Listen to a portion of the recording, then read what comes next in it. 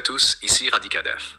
Aujourd'hui, on va parler d'un sujet essentiel pour la sécurité de votre domicile, la Safe Zone, aussi appelée Panic Room. Un espace de repli stratégique, pensé pour protéger votre famille et vous-même en cas d'intrusion ou de danger. Pourquoi c'est utile? Comment la mettre en place efficacement et légalement? Restez avec moi, je vais tout vous expliquer dans cette vidéo. La Safe Zone Panic Room. Définition et utilité. Une Safe Zone ou Panic Room est une pièce sécurisée à l'intérieur de votre domicile. Son objectif est simple, permettre aux occupants de se mettre à l'abri en cas d'intrusion, d'agression ou de menace extérieure, le temps que les secours interviennent. Elle doit être renforcée, porte solide, verrouillage efficace, mur résistant. Équipée, téléphone ou moyen d'alerte, caméra ou Juna, éventuellement premier secours. Accessible rapidement par tous les membres de la famille. Appui légal en France. La loi française interdit de se faire justice soi-même par la violence excessive. En revanche, elle autorise la défense passive, c'est-à-dire la mise en sécurité sans confrontation. L'article 122.5 du Code pénal encadre la légitime défense. Vous ne pouvez riposter que de manière proportionnée. Créer une safe zone permet d'éviter tout affrontement direct et donc de rester dans un cadre parfaitement légal. De plus, selon la jurisprudence, la prévention et la mise en sûreté, appeler la police depuis un endroit sécurisé, sont considérés comme les comportements les plus responsables. Conclusion. La Safe Zone n'est pas un luxe, mais un outil stratégique pour protéger vos proches. Elle permet de gagner du temps, d'éviter les violences et de laisser la police intervenir, tout en restant en conformité avec la loi. Alors, où donc établir sa Safe Zone à la maison? Ça dépend de deux choses, la configuration de votre logement et le nombre d'occupants, mais aussi leur âge et leur vulnérabilité. 2. Cas numéro 1. Personne seule ou en couple. Si vous êtes seul ou en couple, le meilleur endroit pour installer votre Safe Zone, c'est directement dans votre chambre à coucher. Pourquoi?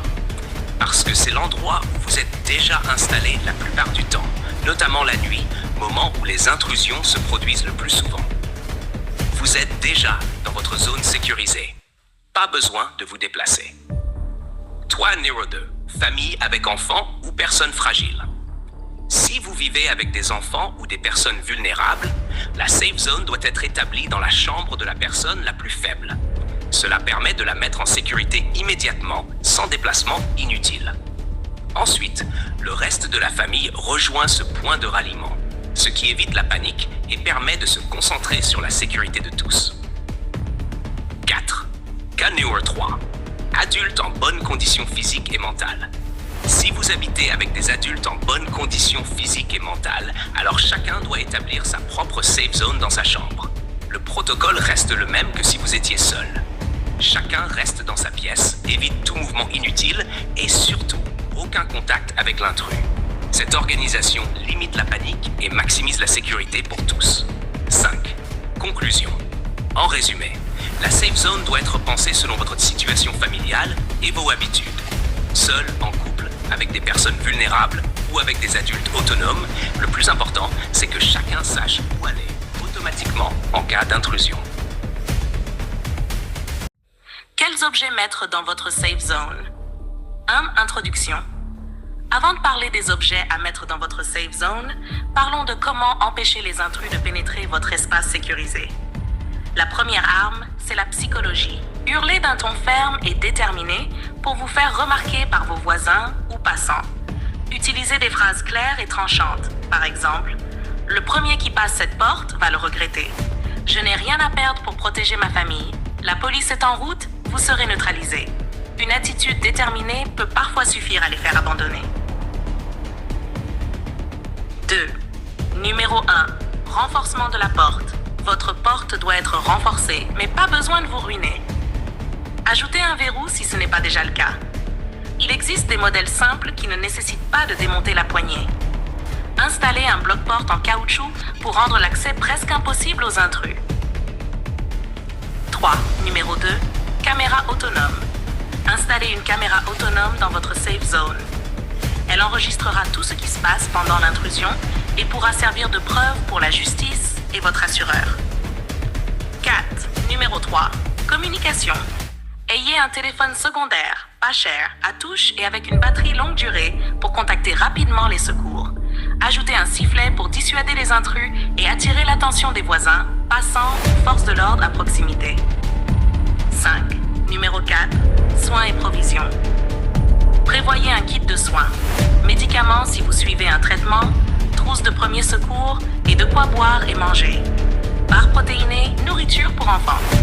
Cela vous permettra de tenir le temps que la police arrive, même si vous êtes bloqué dans votre safe zone après l'intrusion. 6. Numéro 5.